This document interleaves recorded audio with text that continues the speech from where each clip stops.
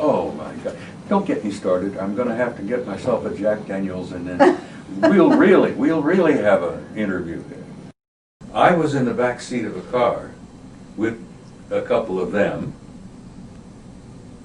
and we were going down the highway in this near Ajo, Arizona, which is not far from the Mexican border, and we went into a fog, and the next thing you know, we went into a portal. But God, they don't want us to know about the Aerospace Command. Would you believe that? Trillions of dollars a year are going off to a military command that the American people don't even know exists. It's not courage, baby. It's they rubbed me the wrong way. I got angry. That's why I sued the sheriff. Hi, I'm Carrie Cassidy with Project Camelot, and we're here with Bob Dean for our third interview, which is going to be very exciting because Bob is going to pull out all the stops and tell us everything he's never told us. We'd like to welcome you, Bob Dean. We're here at Laughlin, actually, and it is February of 2010, just to mark the time, because after this, many things may change. Isn't that right? They're changing every day, honey. And they ain't seen nothing yet. Okay. So tell me, what is new in your world, and why is it that you feel that you can come forward at this time and actually talk about something that perhaps you didn't tell me in the last two interviews and feel that the time is right to talk about now? I'm not at all sure the time is right, but I felt that I had to be candid and be honest about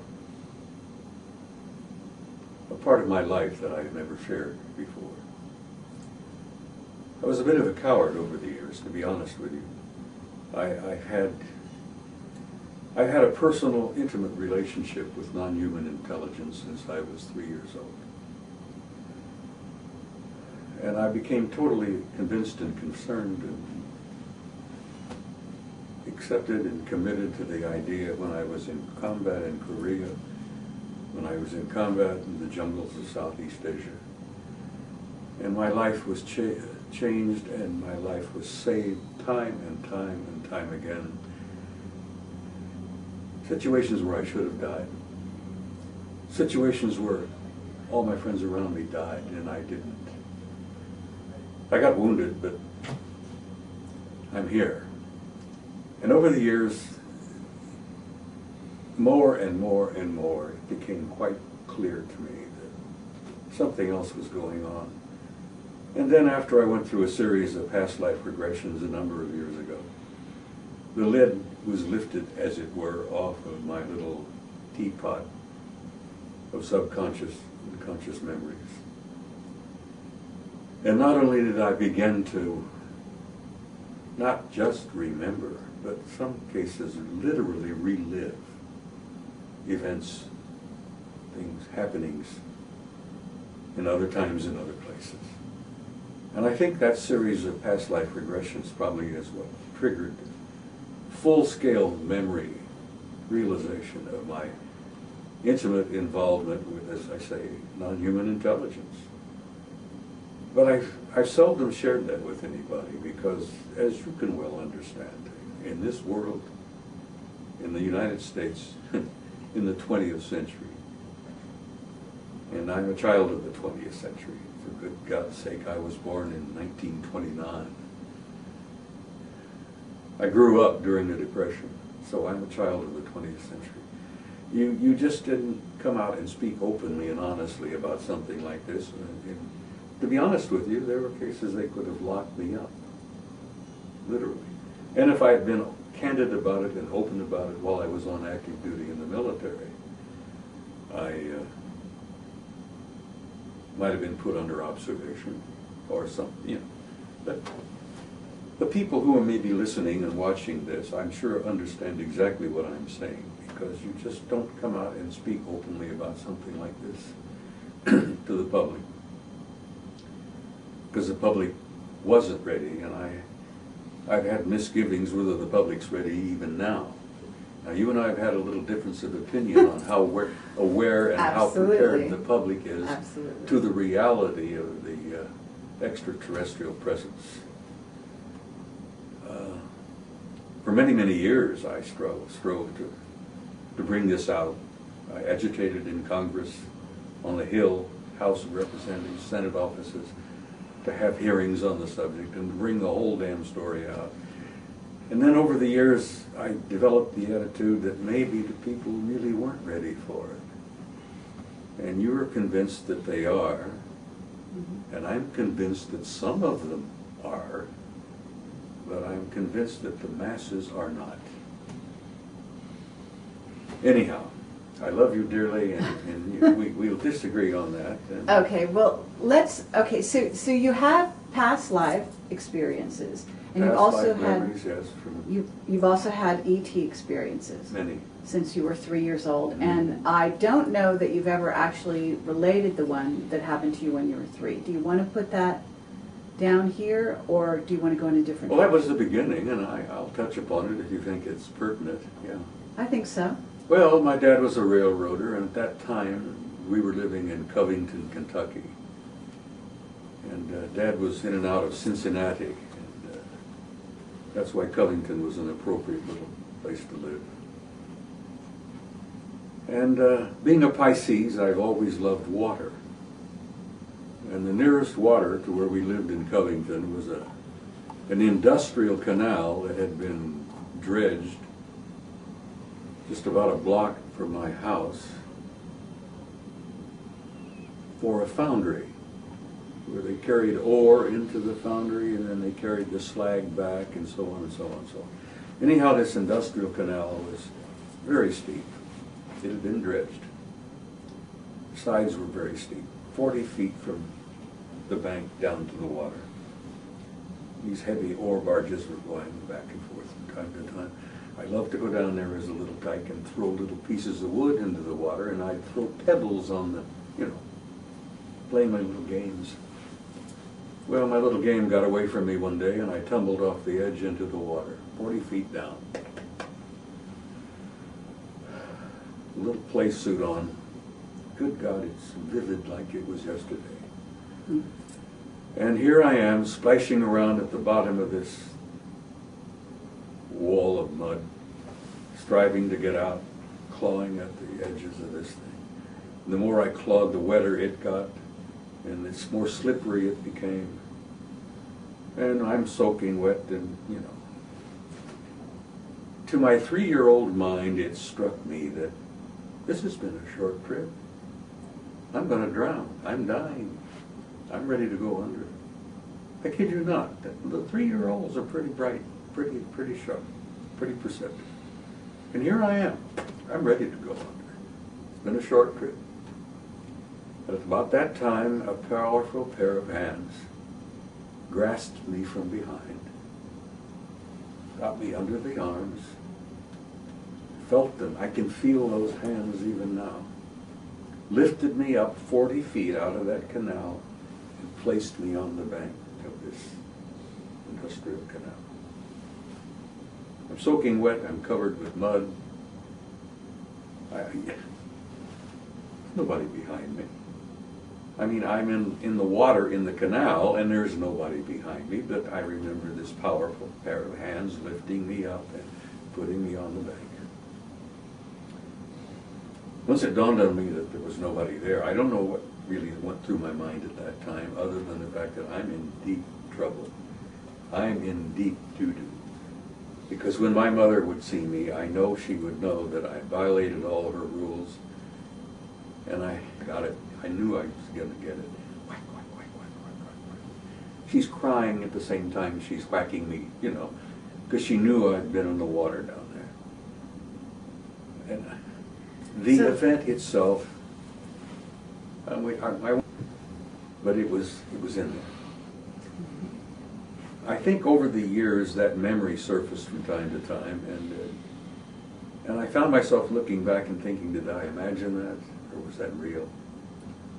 And then as I got a little older and became aware of all of the other events in my life that happened where I should not have lived, that surfaced again and again, that event.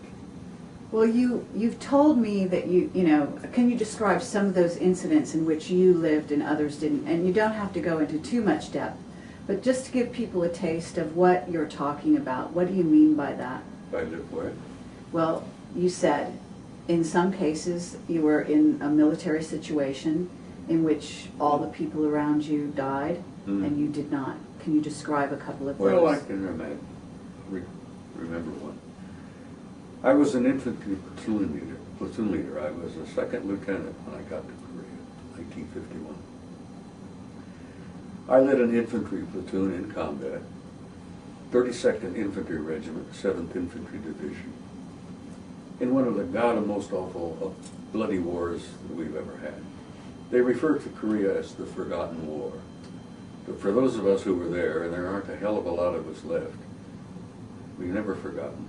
We never forgot it. There was one time we're on an attack, and we know that we were going to engage a Chinese division. Now, the Chinese had come into the war in 50. At the end of the year in 1950, you've heard about the winter there, and the Chosin Reservoir events and all the rest. Well, thank God I wasn't in there, but when I arrived, the Chinese were in full commitment to the war. And there was a fresh Chinese division in front of us, and we were attacking that division. And we're moving forward through a pine forest in the mountains, and I hear music. And I thought, my God, what the hell? Where's the music coming from? One of my favorite pieces was the Grieg Piano Concerto. And I'm hearing the Grieg Piano Concerto.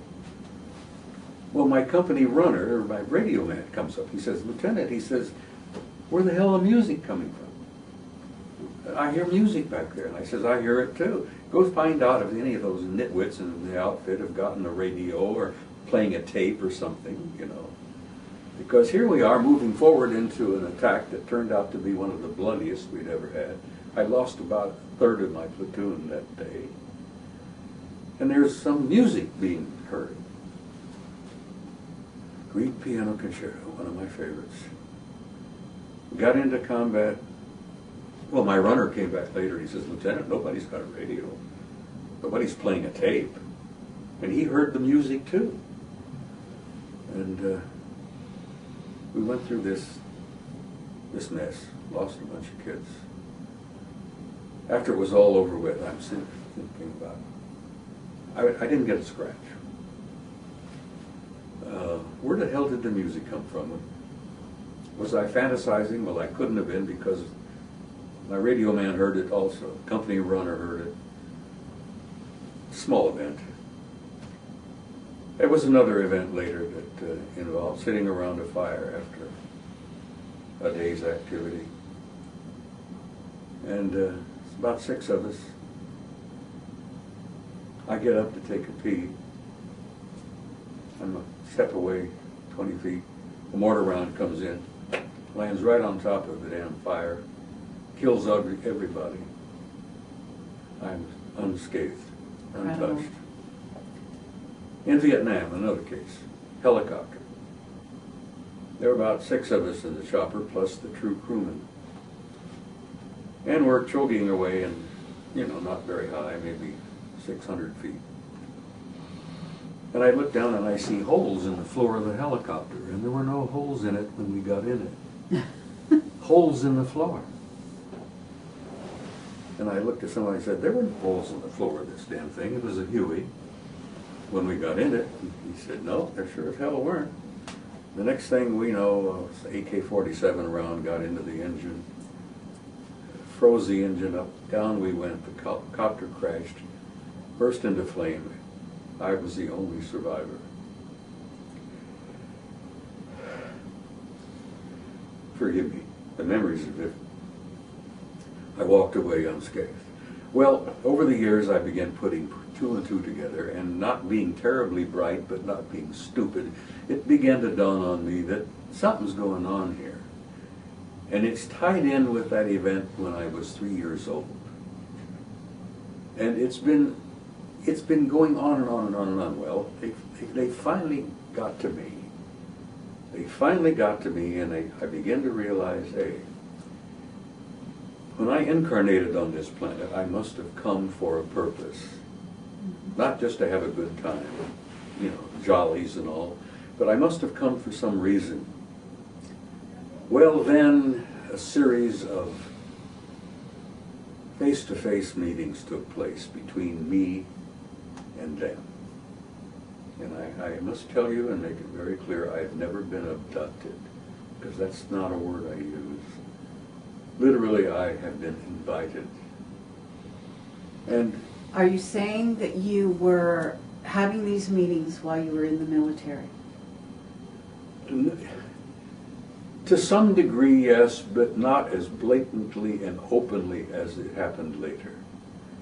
My face-to-face confrontations with them have been pretty regular in the last 20 years. And that's not an accident in itself. Because when I started speaking openly and bluntly about the extraterrestrial presence in 1991 in Tucson, Arizona, and violating my national security oath in a big way, that's when the overt, blatant face-to-face meetings began to take place. So did the meetings happen, in other words, I'm wondering if the meetings spurred you on to disclose, or whether or not you decided to disclose and then suddenly you're having face-to-face meetings? A great deal of both. Okay. My decisions, I think, were based basically on my anger and frustration with the American government for lying to the people for so many years. Mm-hmm. My anger and frustrations at the American media and the public itself of not paying attention, not being interested, not giving a damn, not seemingly willing to even care about this greatest story in human history. Mm-hmm. So it was a little bit of both. I think their involvement has been a major factor, and I think my own decision, as I began to realize over the years who I was, I mean literally, spiritually, who I was and why I came here. But you've told the story in the first interview of finding this book and going into a safe while you were a command sergeant major? Well, I was a master sergeant at the time. Okay. And the name of the book is An Assessment. An Assessment. And this was when you were in Europe, when right? I was at SHAPE headquarters in Paris. Okay. I went there in 1963. Okay, so at that point, you knew, I'm going to assume that the memories that you're talking about, even when you were 3 years old, were these gone? Had they been buried and then were triggered? Was there any kind of interaction that you actually had prior to that or after that? When I first was exposed to the assessment in the war room in shock in Paris in 1964, after it was published in the summer of '64. I read it, and it was a bit of a shock, and there was also another factor, Carrie, where I said, you know, I've known this. I've been aware of this. This is not really that big a surprise to me. Reading it on paper, seeing it in this cosmic top secret document, made an impact. You know, the military, for 3 years have been studying this.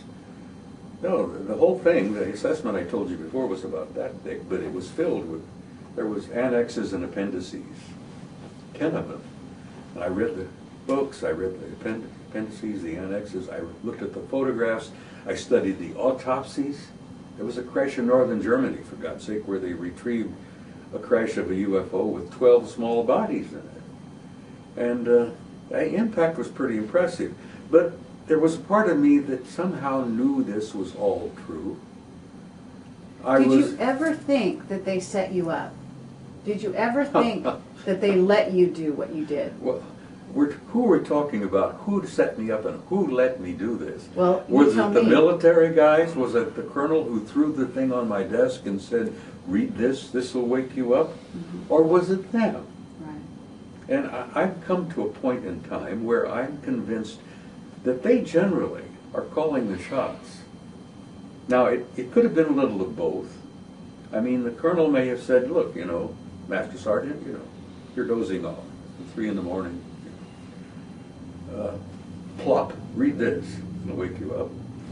But I think that they had a hand in it. I think they've had a hand in damn near everything, Carrie. The more I have grown older and a little wiser and more perceptive, I'm at a point in my life where I don't miss much. I pay attention. I agree with that. And I have learned over the years that there are bigger players in this drama, this human experience.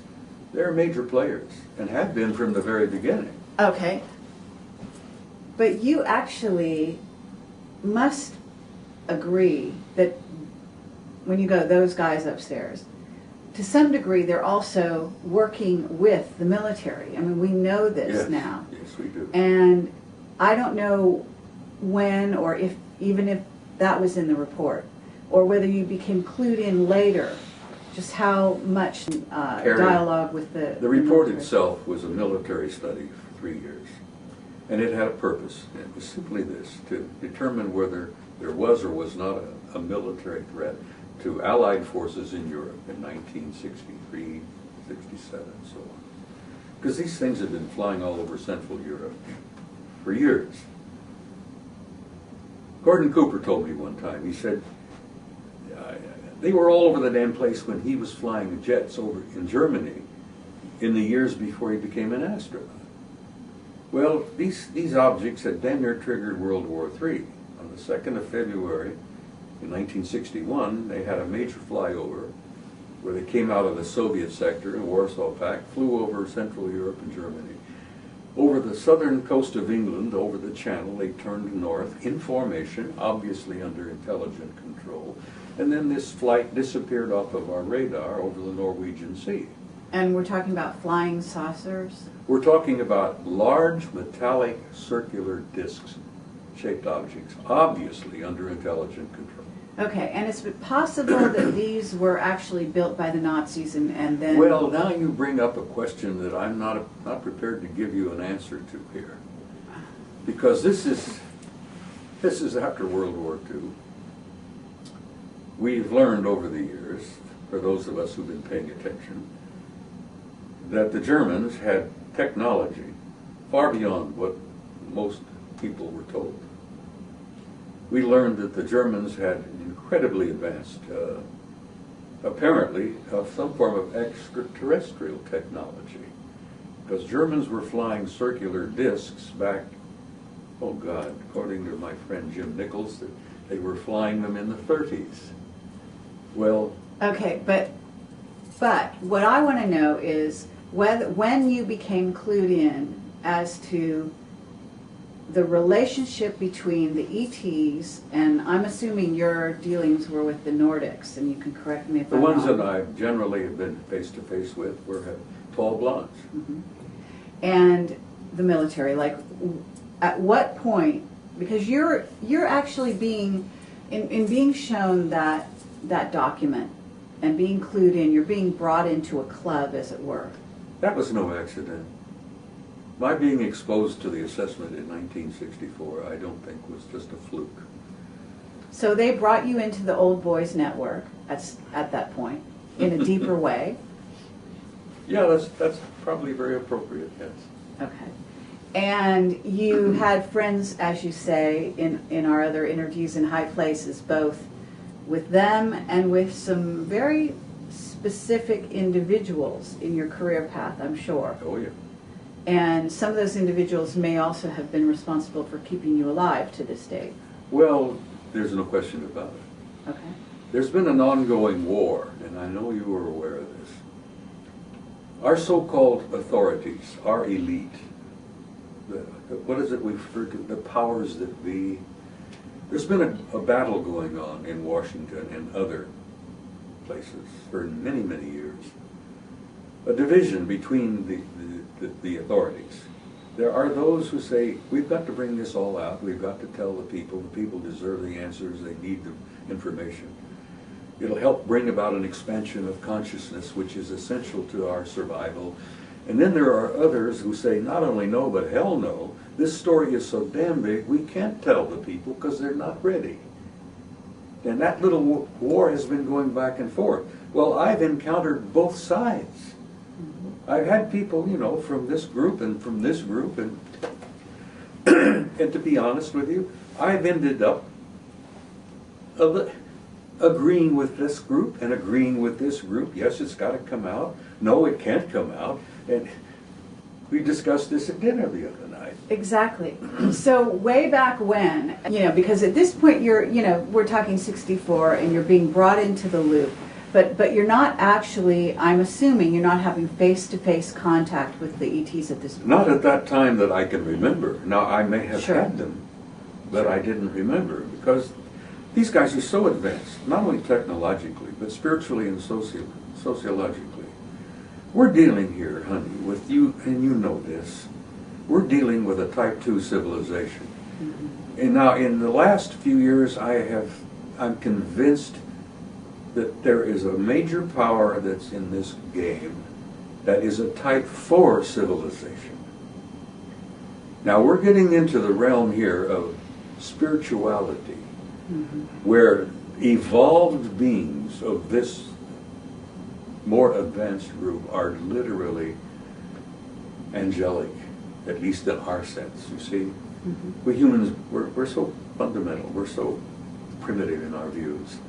And these advanced technologically civilizations out there, some of them are so, my God, talk about a million years ahead of us. Some people, somebody here. I appreciate all that, but I want to bring you back on point because I want to know when it was that one of these old boys pulled you aside, said, "Would you like to take a ride? Would you like to meet a friend of mine?" I mean, when did this happen? Are you going to spill the beans with this?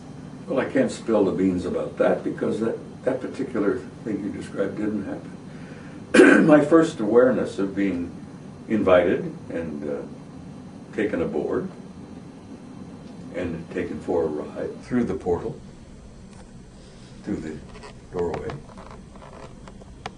Which was located? was orchestrated by them. All right, where was this located? Where did this happen? It happened when I was in Tucson, Arizona many years ago.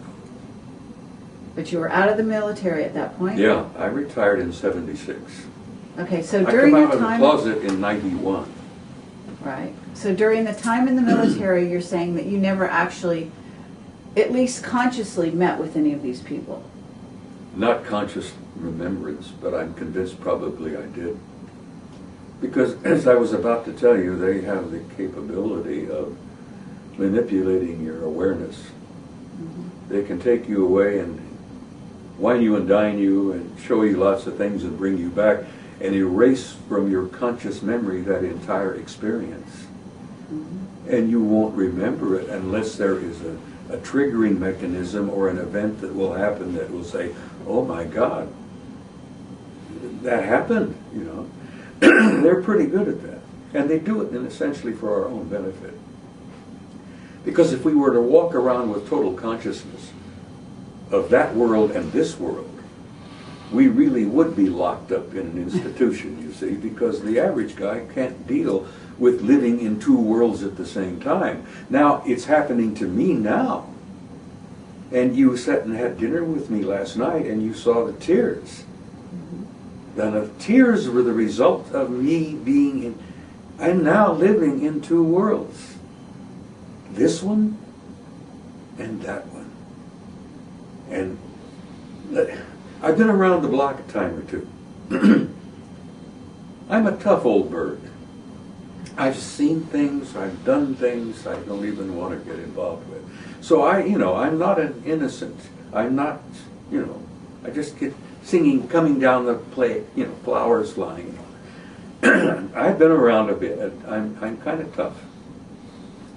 But at the moment I am living in two worlds because I'm having almost total recall of that world and this world and my previous lives. Yes. Now, I'm almost, and I will say this with Jim sitting there, I'm almost a basket case.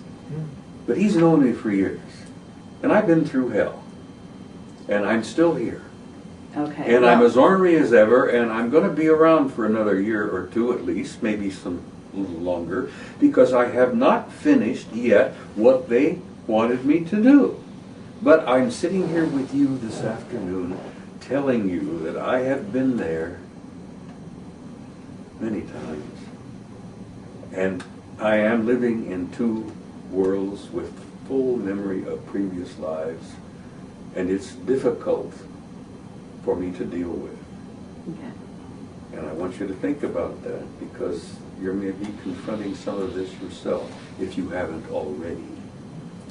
Well, I have to say that I have, and I believe more and more people are. And, Yeah. this has to do with the different waves of people that are here on the earth at this time, as you know. And this is part of the reason that I feel it's so important to reveal what you're talking about. I think it's important, or I wouldn't be sharing this with you. Yeah. And one of the triggers that really got me convinced of it was an old friend, Neil Freer. Now, I prodded Bob Brown to bring Neil in as a speaker this year. Mm-hmm. I prodded him to bring Jim Nichols in as a speaker.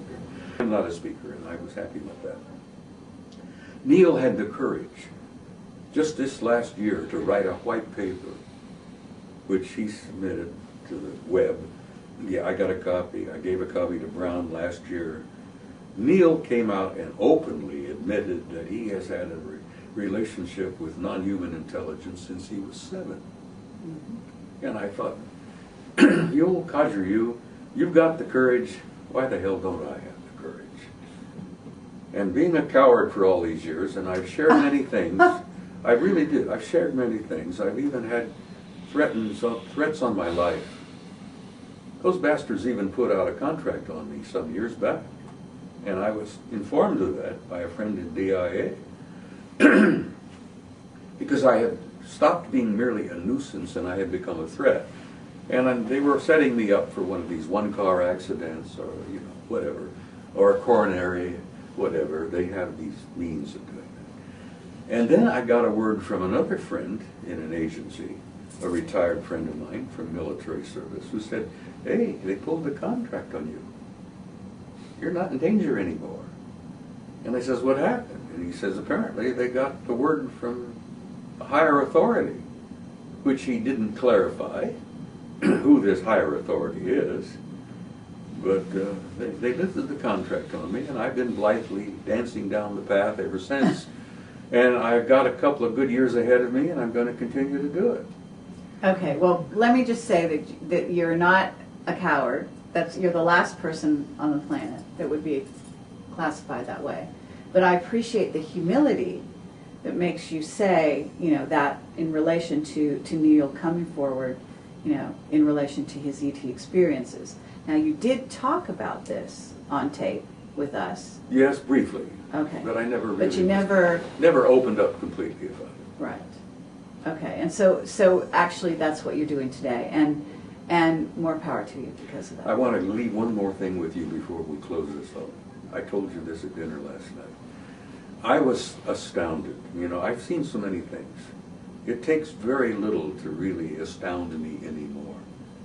I mean, good God, when you remember your previous lives and you remember being in their world and in this world, and when I learned that they have the capability not only to manipulate time and matter, and they talk about the type 3, maybe type 4 civilization, I was confronted with a reality that even today still stuns me. That you or I or any of us can be taken, invited, gone aboard, taken a trip with them, be gone 6 or 8 weeks, and then come back in your bed 10 minutes after you left, after having been gone 6 or 8 weeks. Now I say to my dubious friends, my skeptic friends, put that in your damn pipe and smoke it and realize that that is a reality.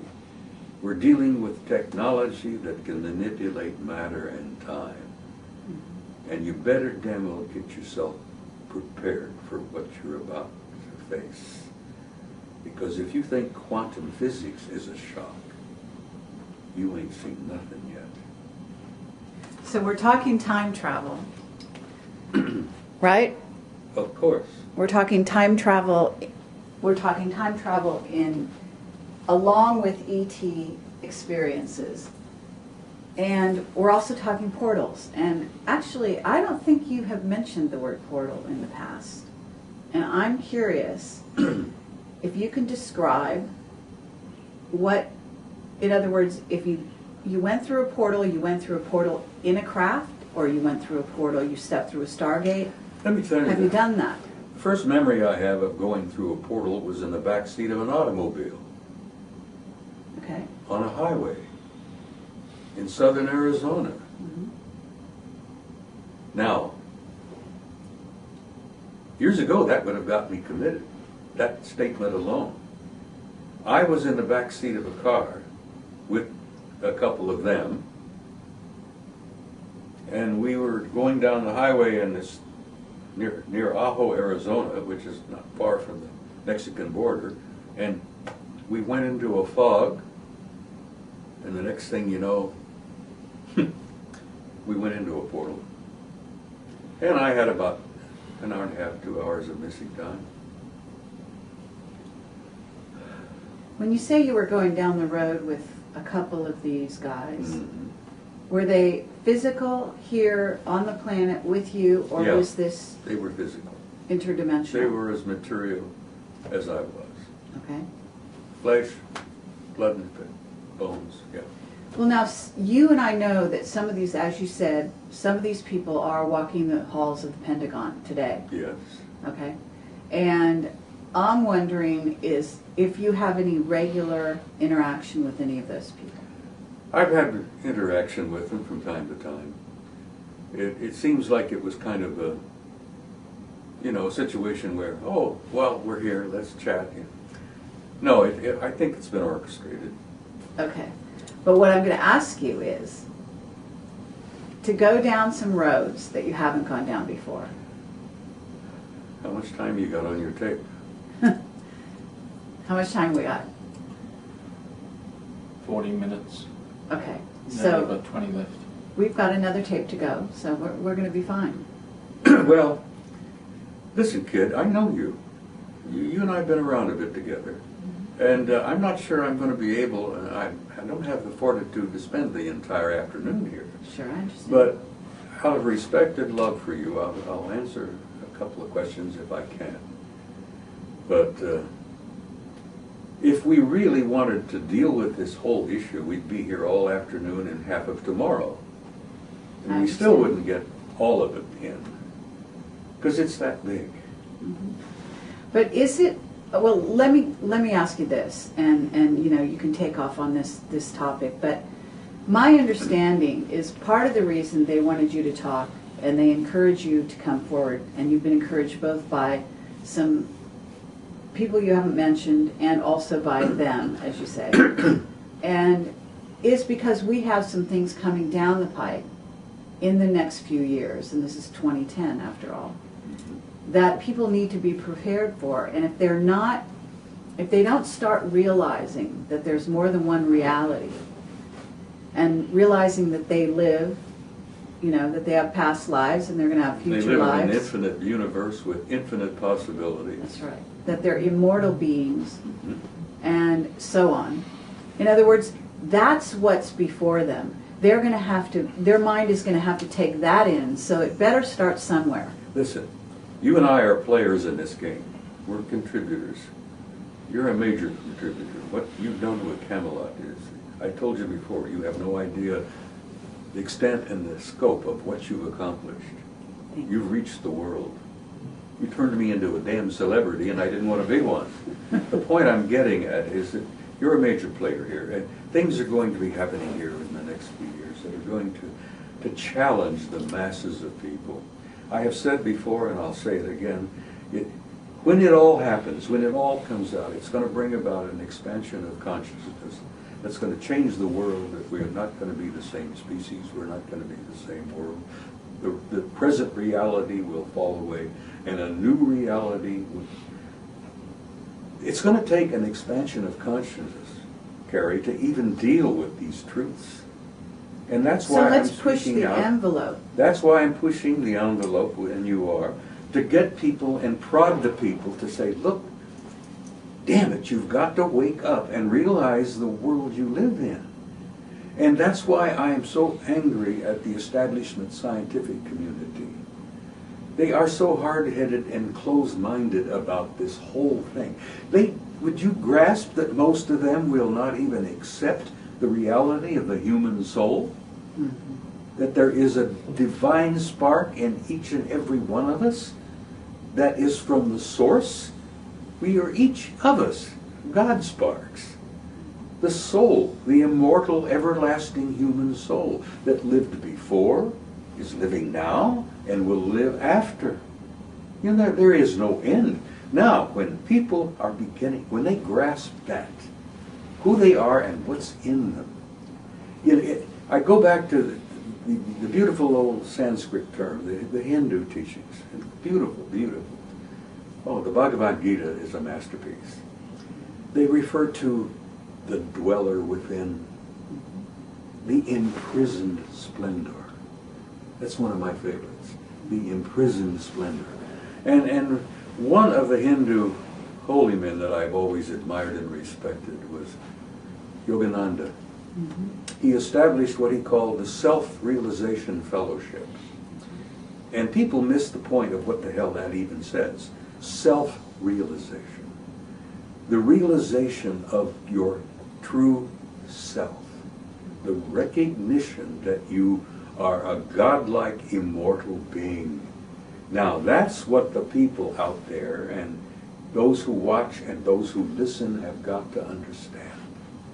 You are an infinite spark of divinity yourself. Now, if we can get them to see that, this transition, which is going to be painful and awkward and troublesome, and it's going to be a bumpy ride, but by God, if they can only grasp who and what they are, it'll help them through that transcendent transformation that the entire race is going through. It's going to be painful. It's like coming out of adolescence into adulthood. But if they can grasp the power within them, bring it out, God, we've accomplished what we came for.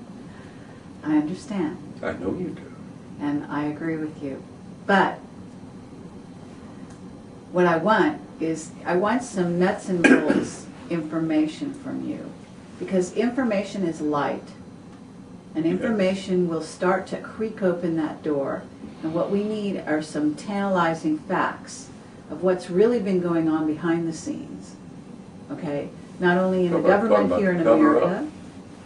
Yeah, absolutely. Or, you know, some of the things you may have seen. You know, access to underground bases, invitations. Have you gotten in a ticket? You know, I understand what I'm saying here? I'm not sure. I've been in underground facilities for years. When I was working with FEMA, I was part of a program called COG, Continuity of Government. We worked for years putting together civil defense, emergency services, disaster response. And I've been in underground facilities that you wouldn't believe. Massive, massive, all over the country. There's one under Fort Huachuca, which I may have told you once before, that is gigantic. These massive facilities. My only criticism at the time was that some of them were so luxurious for the politicians that ticked me off. I felt that the politicians didn't deserve those luxurious facilities. Yeah, we've got massive underground facilities all over the country, all over the planet. We've got official military relationships with off-planet intelligences. We have a major facility in the middle of Australia. It's called Pine Gap. At this time. Okay. The point I'm getting at is that our military, our shadow government, is deeply involved with extraterrestrial operations. And you know this how? by people who have come up to me and said, Dean, I've got to tell you what happened to me last month, or where I was last month. And I say often, or I used to say, why are you telling me? And he said, well, people seem to listen to you, and you have enough respect that you can go public with it, and I think they need to know it. I was one of them, the first one of them who revealed the information that we have a portal of sorts, a kind of portal, located at 14 levels below ground at S4. A naval lieutenant commander told me, he says, I was ordered to put on my summer uniform, pack my bags, and get my briefcase. He was in Naval City. He was ordered to go to this facility, which he didn't, well, it was S4, on the other side of the mountain, Papoose Lake. And he says, why are you asking me to put on a summer uniform when it's cold as hell here? Even in Las Vegas, it was cold. And he says, just do what you're told. Put on a summer uniform, pack your bag, and come on, show up here. They took him to S4. They went down the elevator, the 3 different levels. He had a red card, blue card, and a green card. At the bottom of the facility, 14 levels below ground. It's like taking a 14-story building and burying it. At the bottom, he got through the door, and there sits a GI. I can't remember whether he said it was Army, Navy, Air Force, or what. Doesn't matter. At that level, it doesn't matter. It said, Commander, welcome, come on in. And he walked through this door from the elevator, and the kid says, welcome to Pine Gap. Wonderful. And the commander says, what the hell are you talking about? He says, sir, you're in Australia. And the commander says, no, we're in Nevada. And when the young man says, sir, when you just walked through that door, you're in Australia. Incredible. So he came up to me and he says, I'm telling you this because I know that people will listen to you. At that time I'd been traveling and speaking publicly a number of times. And I shared it. And then another active duty type came up to me one time and he said, why the hell are you telling these damn stories? He says, that's classified. You're not supposed to tell those things, you know. That's sensitive. And I says, well, would you believe that it was shared to me by a man who outranked you? Well, that goes on and on, honey. That goes on and on. So it's because it's not necessarily your direct experience, at least at this time. It is because you know people that come up to you, that people that trust you, people that know you are on the circuit, and they want you to do the sort of like a messenger. A lot of the classified material that I've been given and that have shared has come from a variety of sources, both military and intelligence operations, by people. Some of them I've known in my career, some of them I've served with. The one in DIA, and he was with me in South Vietnam. He was a master sergeant there when I was out there. Now he's working as a civilian for Defense Intelligence. Mm-hmm. So yeah, I've been getting a lot of information because I am an avenue which apparently the public has come to respect to some level, and that the intelligence military guys have learned that when something must come out, that they think should come out, I bring it out. Okay, now, I'm going to ask you a question. The reason, wait a minute, I got to tell you that one of the reasons I think I've been successful is I have never compromised any of them in their personal careers and their lives, because for many of them, saying things to me that they've shared is dangerous because of the crowd that doesn't want it out. But God, they don't want us to know about the Aerospace Command. Would you believe that? Trillions of dollars a year are going off to a military command that the American people don't even know exists. You're talking about Space Command. I'm talking Aerospace Command. Okay. It's Is that located in Nebraska? No. It used to be Nebraska. It used to be Colorado Springs. Uh-huh. Now the headquarters, I swear to God, the headquarters is in orbit.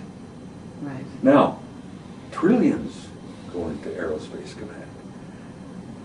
There is a 4-star Air Force general who, at last I checked last year, was commanding, Lance Lord. Interesting name. I've swore up and down that Lance Lord is one of them. But Lance Lord commands the Aerospace Command, and it's a joint services space command that the American people don't even know exist. It puts NASA to shame. Okay. Is it an international organization? Yes, it really is. Because there are British officers serving right along with United States Air Force and Navy officers. Yes, and Okay. we've done that now since World War II. British, and what about Australian? UK. Are you familiar with the UKUSA Pact? I've heard of UK, it. USA, Right. signed in 1947. Australia, New Zealand, Canada, and Great Britain, Okay. and the US signed a pact called the UKUSA Pact in 1947, and we've been like this ever since. Okay. And so we've got a space command, and this is doing what? Going out into interstellar, doing interstellar travel, because we've got whistleblowers talking about superluminal travel, faster than the speed I of was light. told about hyperluminal flight 20 years ago by a retired aerospace engineer who spent most of his career with Boeing, McDonnell Douglas, and for some time with Lockheed Martin. And they're going where? I mean, they're going, we're talking outside this solar system, right? Leaving the system, yes indeed. When Ben Rich, before he retired and died, Ben Rich, who ran the Lockheed Skunk Works, said at one of his retirement dinners, he says, you know, we can take E.T. home. And he said, we've got technology that's 100 years beyond what establishment science would believe. And when he said we can take E.T. home, we're talking about hyperluminal flight. And we've had anti-gravity and we've had 0-point energy for 40 years. And one of the things that gets me frosted so much, I think, you know, my fuse sometimes can get very short, and it's the nature of who I am and how I was trained and raised. Bless their hearts, the American people out there who have been paying the damn bills for all these years deserve to know this. Every time I go to a filling station and put gasoline at $2.75 a gallon in my car, I get pissed off. Because we don't need to do this. This is going into the pockets of George Bush family and the rest of them, you know, a bunch of idiots, nitwits. Anybody that's got $1 billion and wants more, they're not people I can get along with. I agree with that. So, okay, we're talking superluminal travel. You talked about a Stargate basically under S4 that's going over. I mean, you're also aware of Los Alamos, I imagine, the time travel that's being conducted from Los Alamos. Yeah. Well, it was Los Alamos where they had a contained and sustained fusion reaction over 30 years ago. Controlled and contained, sustained fusion reaction. Okay, well, what does that do? What does that one allow them That's to do? infinite in energy forever. Okay. Fusion, my God. And we've got it. But the American people don't know. Right. I mean, they pay electrical bills on their house. They are, you know. The summer in Phoenix, for God's sake, the air conditioner's going night and day, 114 degrees outside. Every time the bill comes due, my wife has a fit. And I happen to know that we have fusion energy, and that shouldn't happen, that we don't need to do this, and we're being manipulated and dangled on a string. Oh my God. Don't get me started. I'm going to have to get myself a Jack Daniels, and then we'll really have an interview here. All right, well, I don't Anyhow, mind. that guy sticks his head in, he says, oh, Mr. Dean, you got a minute? And I said, sure, come on in. And I said, come on, sit down, sit down. And he says, thank you. He says, I've been interested in just dropping in and say hello. Hello, right? He says, I've heard some of your interviews. I've seen you on the tube. And I think I was going through the lawsuit at that time. Sounds like it. And he said, been fascinated about some of the things you had to say. And we sat and had a pleasant conversation for over 30 minutes. And he said, look, I want to thank you for your time. And he says, I've enjoyed it. He says, you've answered my questions.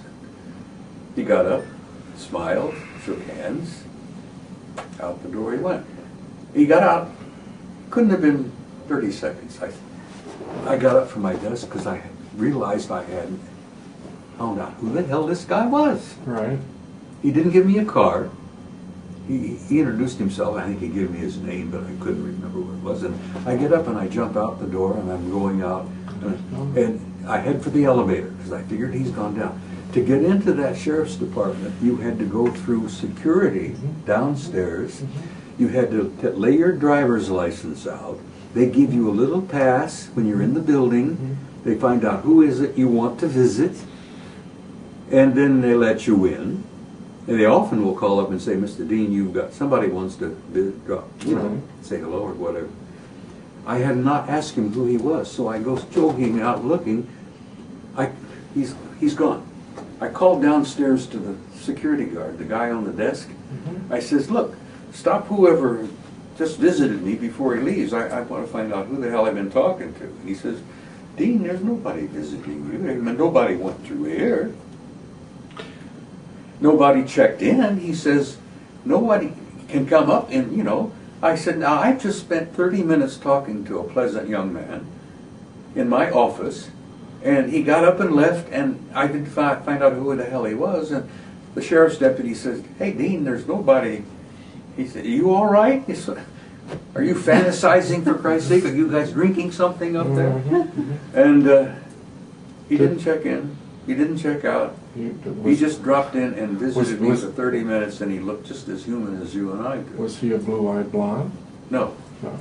So have any of these individuals ever shared with you where they are from? No. Have you asked them? Yes. Okay. And I generally would get the same answer that I got last year. Which is? I asked the woman who I was chatting with during the break last year here at the conference. She and her husband, I thought husband, they looked like a pair,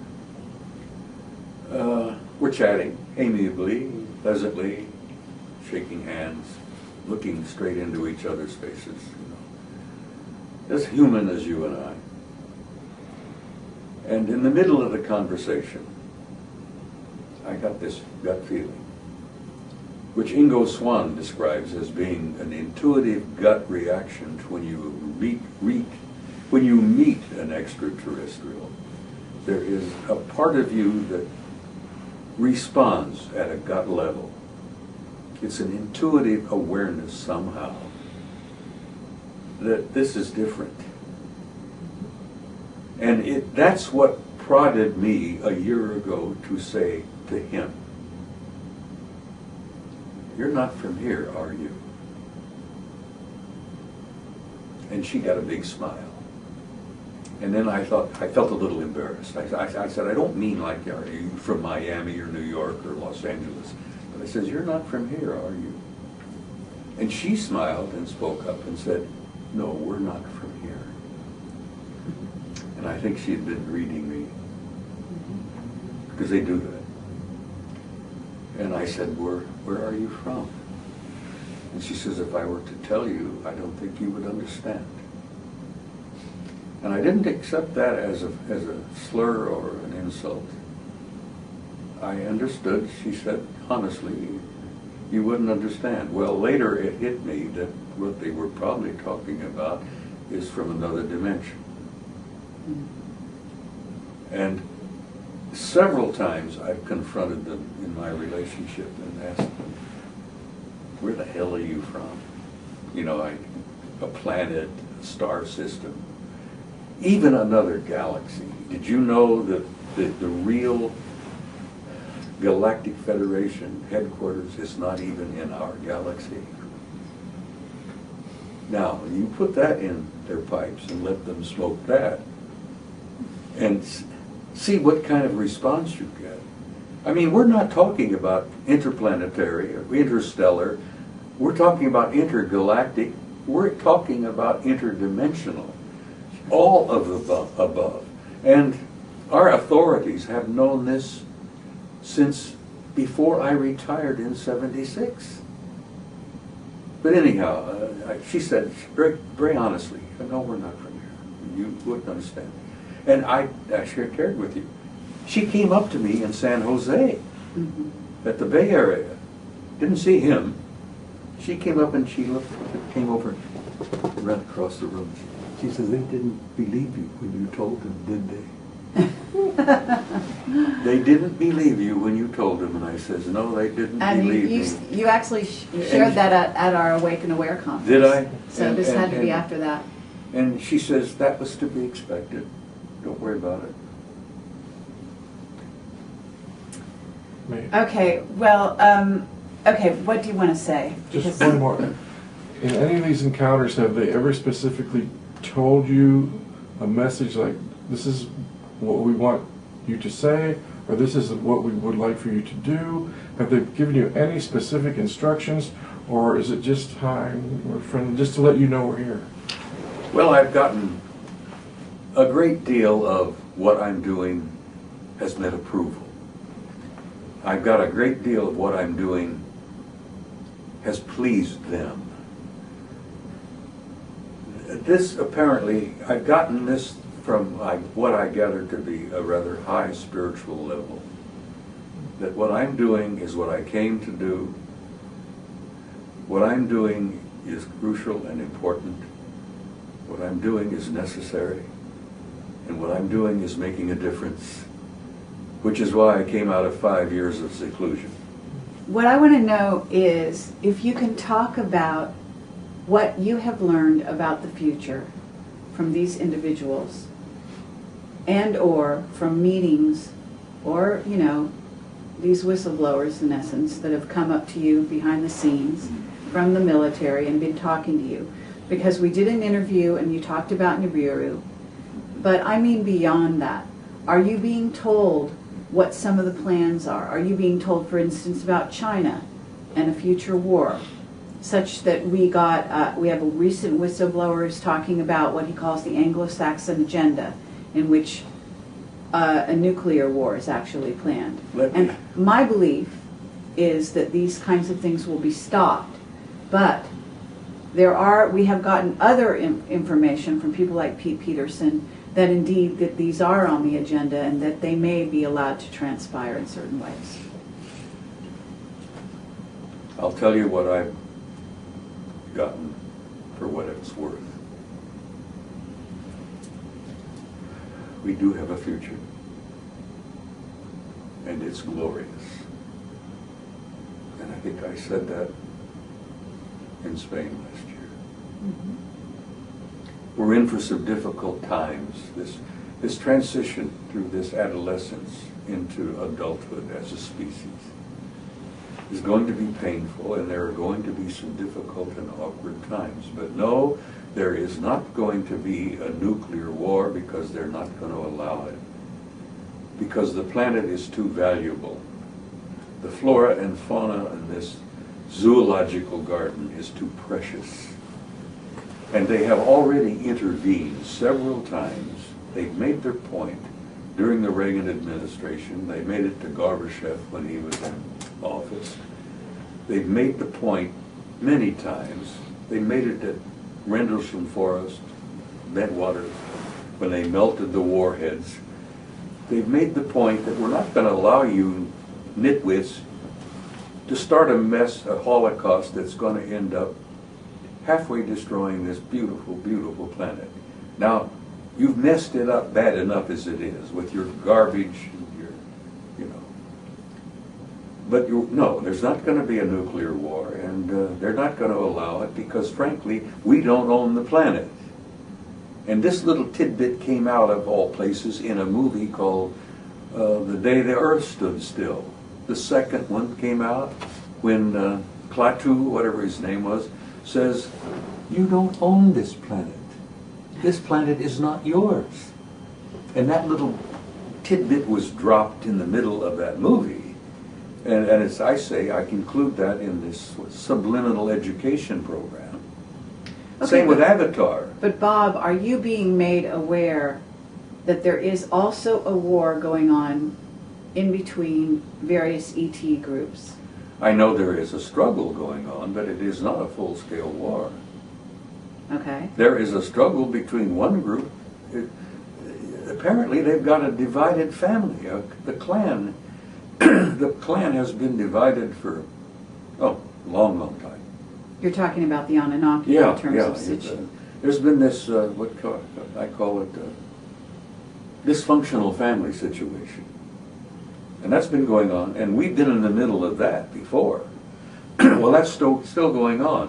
But I have learned, and I will point this out, and I want it made it clear on the tape, that there is a hierarchy out there. And there are intelligences in the hierarchy above us that have an agenda of their own. Among the different groups that are coming and going, some of them have an agenda of their own. But there is a hierarchy here, and I have learned this firsthand, and I have been urged to share this, that there is a higher hierarchy out there that is predominantly spiritual. And we're talking about, type 4 civilization. The kind of people that we would refer to as angelic. Our ancestors would have deified them. Our ancestors, for God's sake, deified the Anunnaki.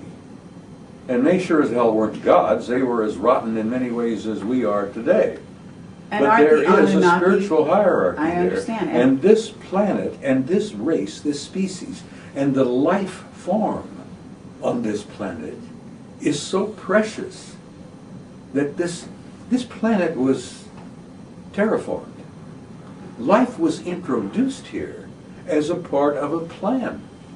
Now that plan is still underway. And now the higher levels in that hierarchy have apparently grabbed some of the lower levels above us, grabbed them by the shirt and gotten their attention and said, "Hey, you ain't going to be able to pull this off anymore because we're not going to let you screw it up. You screwed it up when you genetically manipulated them and engineered them as a slave race, and now you're going to contribute to making sure that they can make this evolutionary jump, which they are about to make as a species."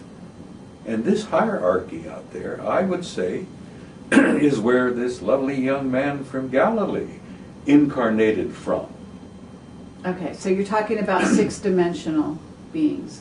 Oh my God, we're talking about beings from a higher dimensional level. Okay, and so what do you know about, for example, the children that disappear off the planet?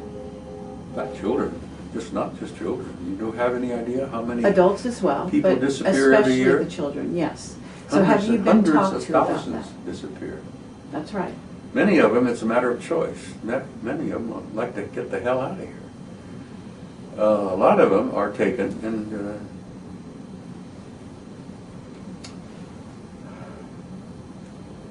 taken to other places. Right. They are, many of them are alive and well in other places, other planets, other dimensions. Okay. Yeah, the number of people who disappear every year, the government, the so-called shadow government, is aware of that.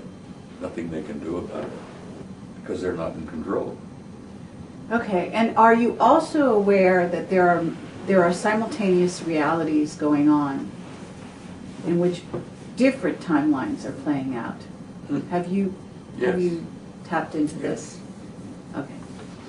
But don't try to explain that to Joe Sixpack on the street. Right. And I love Joe. Uh-huh. I I understand. spent most of my life working with Joe Sixpack. Uh-huh. But don't try to explain that. Yeah, look, when you're dealing with advanced technologies, advanced spiritual development, civilizations that are, like Kaku calls type 3, 4, who can manipulate matter and time, our concept of time is fundamental. I mean, our concept of time is childlike. Yes. Time is not at all what we think. And one of the things I've learned in my travels is that you cannot separate space and time. Space-time is a given, it's a unity. When you travel in space, you travel in time. And almost all of them who come here from incredible distances, and those trips take just a few seconds in many cases, just, and they're here. I mean, we're talking about guys dropping in from 65, 200 light years away. They're here. And again, you know this because of your own experience and interaction with them in which they've told you this, or because other military personnel have come to you and told you this? Both. Okay. Both to a point that I'm totally convinced or I wouldn't have the courage to share this with you. Okay. I'm not the only one who's had this happen to him in his life. I'm one of the oldest old farts who's speaking out about it, but I'm not the only one there. You've talked to lots of different people who've been the same places I've been, who've met the same people I've met, and who've learned the same things I've learned. So my little 2 cents, for whatever it's worth, is not the only bit of information. You've been getting it from a variety of sources. Some of them are not that reliable, and I see you smiling, but most of them are. Disinformation is a problem we've got. We've had it from the beginning. And I jokingly, I think, said to you last night about the case where we had this disinformation program underway by the bunch of clucks back in Washington. And they spent a lot of time and money putting this out, this big information thing to get people, focused here. And then they found out that the disinformation information they were putting out was true. Boy, don't you think that caused a stir at Langley? Oh my. Yeah, that's why actually a great twist. I've But, developed a sense of humor about it, the whole thing, particularly when I found out that the human race has a future. The planet is not going to be destroyed. That the kids who found the box of hand grenades are not going to be able to play with them and destroy this beautiful planet. Now, along the way, there are going to be some difficulties. Okay, We're what do you losing- know about, for example, what do you know about the Middle East?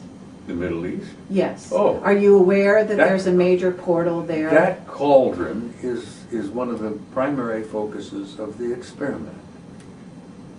Because that particular cauldron, and I use that term particularly with a choice here, was selected because of the populations that exist there and have existed there.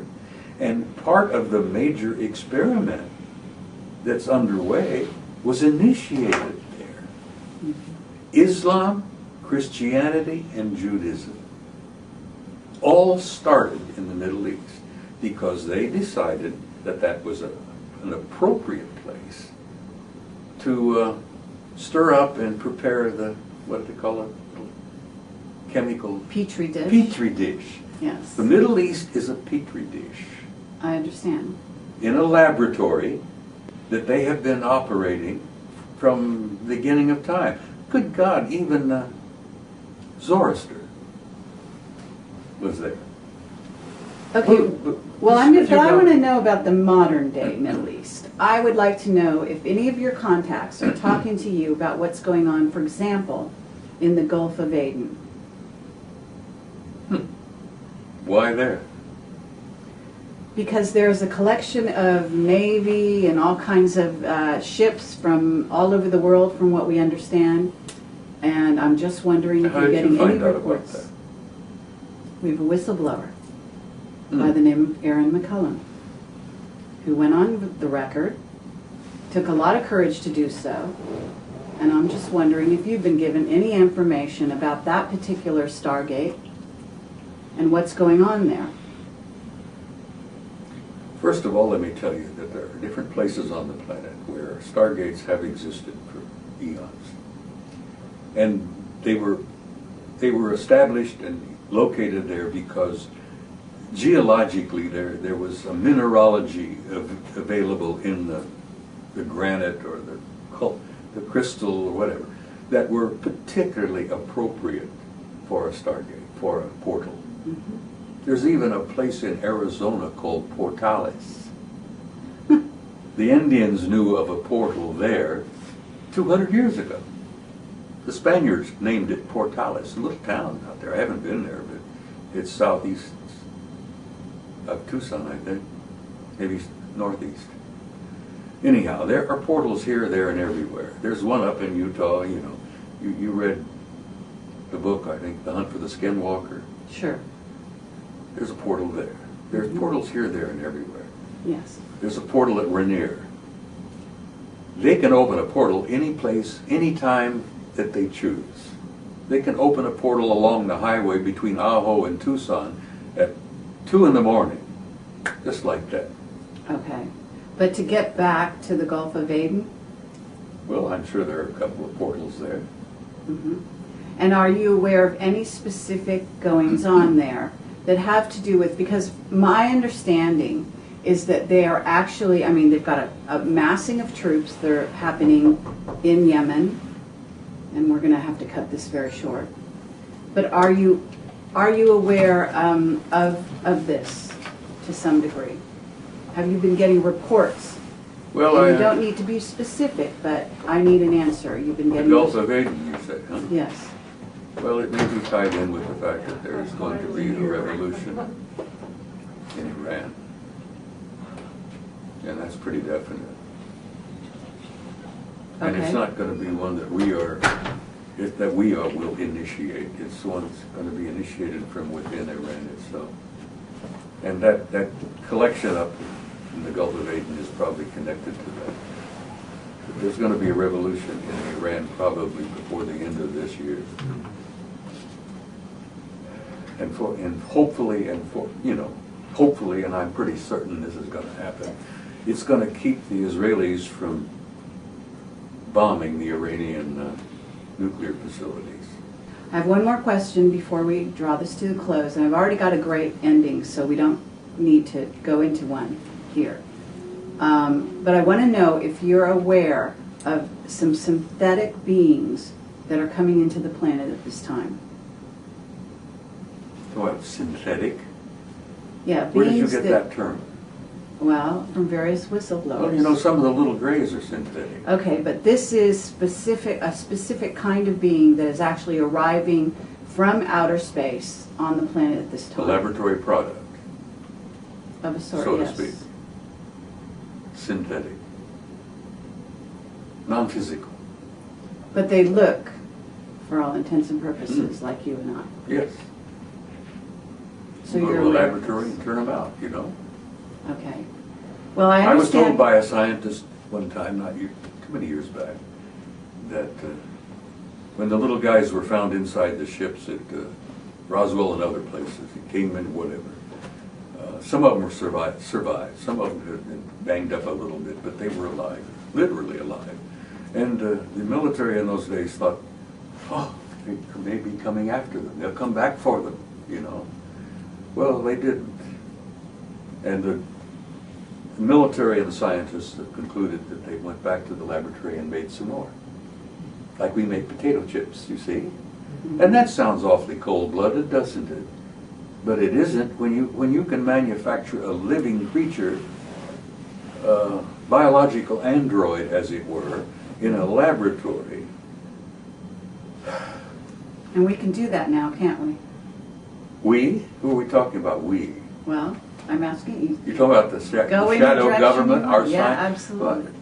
But, Carrie, let me tell you this in closing, that there are things going on in laboratories in this country and laboratories in the United Kingdom, in Australia, in China, that the Christian fundamentalists would have a fit over if they knew about. We are cloning human beings. And that's just science. We're doing the same thing the Anunnaki did 100, 200,000 years ago. We're cloning human beings. Aboard some of the ships, there are laboratory ships out there. And you've gotten this from other whistleblowers. On some of those laboratory ships, there are vast containers filled with cloned human beings. And would you believe, you probably would, because you've been doing some homework, that if you were to take me and you or Jim or any of the others of us out there, they might be able to show you a clone of us. And they are able to help us take our soul from this body and put it into a new body. Yes. Yes, I've heard this. That is a reality. Now, you see, that in itself is sensitive. How do you go tell that to Joe Sixpack out there? How do you tell that to a Muslim fundamentalist or a Christian fundamentalist or any fundamentalist? Well, as I jokingly have said when I was speaking over in Dallas, you look for the door and you check the windows so you can find a way to get the hell out of here if the chairs start flying. Because I did that in Dallas a number of years ago, and I thought, man, I'm in deep trouble here. And at the end of it, I had 800 people out there. Cheyenne, bless her heart, remember her? Yes, I remember. She was my sponsor. After it was over with, I got a standing ovation. But down the center aisle, you're this little chubby, round guy with a Bible under his arm. He's heading down the aisle and he's heading toward me. And I thought, oh, God, well, I'm in for it. Because I had said some pretty blunt things, particularly about my good friend from Galilee, you see, as to who he really was. And I thought, this little dude's going to get me and we're going to be rolling on the floor here and he'll probably beat the hell out of me because he was pretty tough looking little guy. He leaps on the stage. Didn't think he could physically do it. And he's Bible in his arm. He threw his arms around me. Brother Dean, God bless you. You said it the way it needs to be said. And I could have, I almost keeled over. Brother Dean, you said it. And and we, they were hugging and kissing, and we were great friends. Now, there was a fundamentalist who I didn't offend. And God help him, I hope there are more of those out there. And I'm sure there are. Well, Brother Dean, you said it like it needs to be said. Well, Sister Carrie, it's been my pleasure, honey. And I'm not making fun of these fundamentalist people. Some of them I'm my best friends. I understand. And as God loves us all. That's right. Absolutely. Thank you for your time. Thank you I've enjoyed it. for your courage and your service to humanity. It's not courage, baby. It's they rubbed me the wrong way. I got angry. That's why I sued the sheriff. That's why I'm doing what I'm doing. First you get angry, and then you decide what to do with that anger, and that takes courage. And you've got that. Thank you. Well, Okay. I'm so glad that you're back doing it again. Listen, one of the reasons I'm back doing it is because of you. Me? Yeah. Oh, I know you were dying when I saw you. Oh, I am done. I'm My really- son accused me of committing suicide slowly. Uh-huh. I said, you said, I'm over, I'm done. I said, no, you're not. You've got a whole lot you can I share. said, I'm up to here with this shit. I'm not going to do this anymore. You were like this. You were hardly moving. And Well, listen, look at you. You've come back. You've been a person who I've respected and admired for years. I just want you to know that. So, But I'm just glad to see you're back among the living, you're doing what you're supposed to be doing. well, thank you. It means a lot to hear from you.